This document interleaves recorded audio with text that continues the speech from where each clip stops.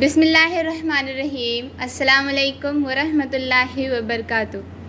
حضرت حاجرہ علیہ السلام کے شوہر نامراد اور ننھے اسماعیل کے والد گرامی یہ دعائے جملہ اپنے اللہ سبحانہ و تعالیٰ کے حضور کہہ کر فلسطین کی جانب چلے گئے۔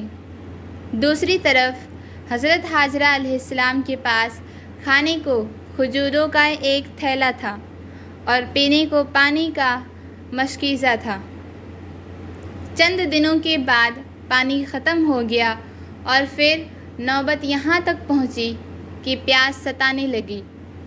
حضرت حاجرہ علیہ السلام خود تو پیاسی تھی مگر ننھے اسماعیل کو اپنا دودھ پلائے جا رہی تھی، لیکن آخر کب تک؟ مسلسل پانی نہ پینے کی وجہ سے ننھے اسماعیل کے لیے والدہ کا دودھ بھی کم ہوتا گیا۔ پیاس نے بھی برا حال کر دیا۔ ماں جو خود شدت پیاس سے بلبلا رہی تھی، وہ اب اس قابل نہ رہی کہ اپنے جگر پارے کے حلق کو اپنے دودھ کے ساتھ تر کر دیں۔ ننھا اسماعیل اب روئے جا رہا تھا، شدت پیاس سے لوٹ پوٹ ہو رہا تھا، حلق خشک ہو رہا تھا، زبان تالس کے ساتھ چمٹ رہی تھی، اب رونے کی سکت بھی ختم ہو رہی تھی۔ حضرت حاجرہ علیہ السلام کے پاس اس جنگل میں بس ایک ہی ساتھی اور مونس تھا، اور وہ ان کا یہ ننھا لخت جگر تھا۔ باقی تو یہاں نہ کوئی انسان تھا اور نہ کوئی حیوان تھا۔ حیوان تو دور کی بات، یہاں تو کوئی پرندہ بھی نہ تھا۔ پرندہ تبھی ہوتا اگر یہاں کوئی پانی ہوتا، کوئی خوراک ہوتی۔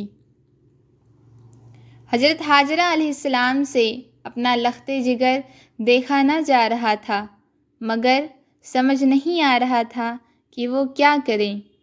یقین تو تھا کہ اللہ سبحانہ و تعالیٰ ہمیں ضائع نہیں کرے گا، لیکن اب تو ضائع ہونے کے مرحلے میں وہ داخل ہو چکی تھی۔ صاف نظر آ رہا تھا کہ آخری حد عبور ہونے ہی والی ہے، لہٰذا ایک ماں بے بسی کی حالت میں بیٹے کو چھوڑ کر دوڑ پڑی۔ چند قدموں کے فاصلے پر ایک پہاڑی ٹیلہ جس کا نام صفا ہے، حضرت حاجرہ علیہ السلام اس پر چڑھیں کہ شاید کوئی بندہ نظر آ جائے، اس دکھ کی گھڑی میں کہیں سے کوئی مدد آ جائے۔ چاروں طرف دور دور تک حضرت حاجرہ علیہ السلام نے دیکھا مگر کوئی بھی نظر نہ آیا۔ پھر کعبہ کی طرف منہ کیا، لخت جگر پر نظر دوڑائی، ننھا اسماعیل ابھی ہاتھ پاؤں مار رہا تھا۔ ننھے اسماعیل کی ماں ممتا کی ماری ماری اب پھر تیزی سے قدم اٹھانے لگی۔ سامنے ایک اور پہاڑی ٹیلہ تھا، بے بسی کی حالت میں اس کی طرف چل دیں۔ یہاں پہنچی تو لخت جگر نظر نہیں آیا، لہٰذا بے بس ماں دوڑنے لگ گئی، جلدی سے مروہ پہاڑی پر پہنچی۔ یہاں سے پھر لخت جگر کی جانب دیکھا کہ وہ ہاتھ پاؤں مارے جا رہا ہے۔ حضرت حاجرہ علیہ السلام نے یہاں بھی چاروں طرف نگاہ دوڑائی مگر کوئی انسان نظر نہ آیا۔ ننھے اسماعیل کی والدہ نے اسی طرح دونوں پہاڑیوں کے مابین دوڑتے ہوئے 7 چکر کاٹے۔ 7ویں چکر پر جب وہ مروہ کے پاس پہنچی تو ایک آواز سنائی دی۔ حضرت حاجرہ علیہ السلام فوراً ساکت و ماجد ہو کر کھڑی ہو گئیں۔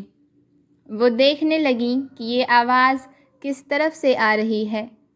آواز تو ضرور آتی ہے مگر آواز والا کوئی نظر نہ آ رہا تھا۔ آخر حضرت حاجرہ علیہ السلام بولی، اے ہمیں آواز سنانے والے، اگر تیرے پاس ہماری فریاد رسی کا کوئی سامان ہے تو سامنے آ۔ اللہ سبحانہ و تعالیٰ کا بھیجا ہوا ایک فرشتہ جو حضرت جبرائیل علیہ السلام تھے، وہ ننھے اسماعیل کے پاس ظاہر ہوئے۔ انہوں نے زمین پر ایڑی ماری، ایک روایت میں ہے کہ پر مارا۔ پانی کا چشمہ پھوٹ نکلا، وہ فوارہ بن کر ابلنے لگا۔ ننھے اسماعیل پر پانی کے چھینٹے پڑنے لگے۔ پانی اور ہوا ملی ہوئی فوار ننھے اسماعیل پر سایہ فگن تھی۔ حضرت حاجرہ علیہ السلام نے جب یہ منظر دیکھا تو بیٹے کی جانب چشمے کی طرف دوڑیں۔